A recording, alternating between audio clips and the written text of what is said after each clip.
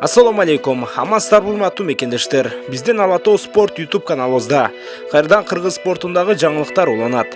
Бул жолку чыгарылышта сиздерге биз жакында гана Кыргыз өлкөсүнөн жана Кыргызстан желегинен баш тарткан Рафаэль Физиевдин бүгүн 5 декабрда UFC октагонунда өткөргөн кезектеги беттеши тууралуу айтып өтөбүз.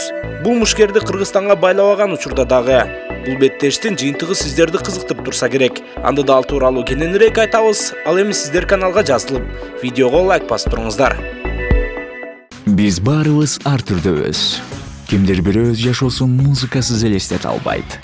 Кимдир бирөө күн сайын жаңы фильм же сериал көрөт. Ал эми кээ бирөө үчүн такси күнүмдүк муктаждык. Эгер мунун баарын бириктирсекчи, о мобилдик оператору Яндекс+ менен бирге эко тутумду ишке киргизип жатат. Яндекс Музыка, фильмдер жана сериалдар такси сапарларында арзандатуулар. 90 күн толугу менен акысыз. Мой о тиркемесинен же жылдызча 0.94 буйрутмасы менен кошуп ал. Биз менен бирге ар дайым артыкчылыкта бол.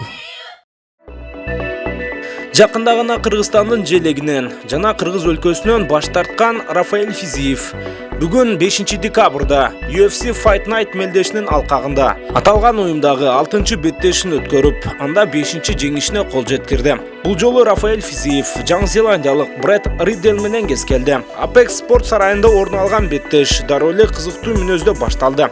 Алгачкы раундда эки мушкер тең бутка туруу абалында өздөрүн мыкты жагынан көрсөтүүгө аракет жасап жатты.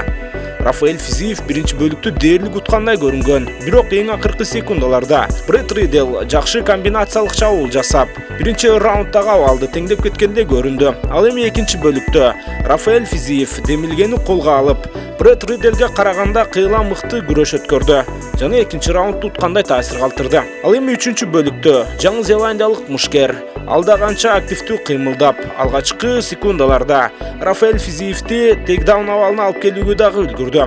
Анткени менен атаман кайманасымдуу мушкер дароо туруп кетүүгө жетишти.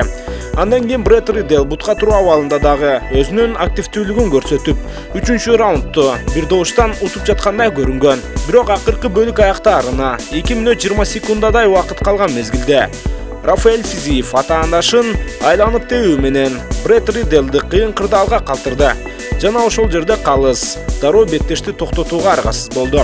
Ошентип Рафаэль Физиев Кыргызстан желегинен баш тарткандан кийин UFC'деги өзүнүн 5-чи жеңишине кол жеткирди.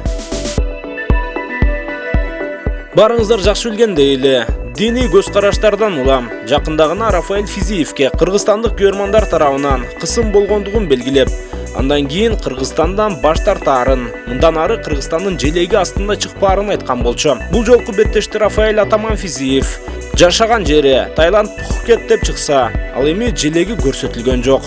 Мындан кийин дагы ушундай эле абалда чыгаарын Рафаэль Физиев буга чейинки маегинде билдирген болчу. Урматтуу достор, биздин каналга жазылыңыздар. Кыргыз спортуна тиешелүү маалыматтарды сөзсүз түрдө сиздерге жеткирип турууга аракетибизди жасайбыз. Жана кийинки берүүлөрдөн амандашканча саламатта калыңыздар.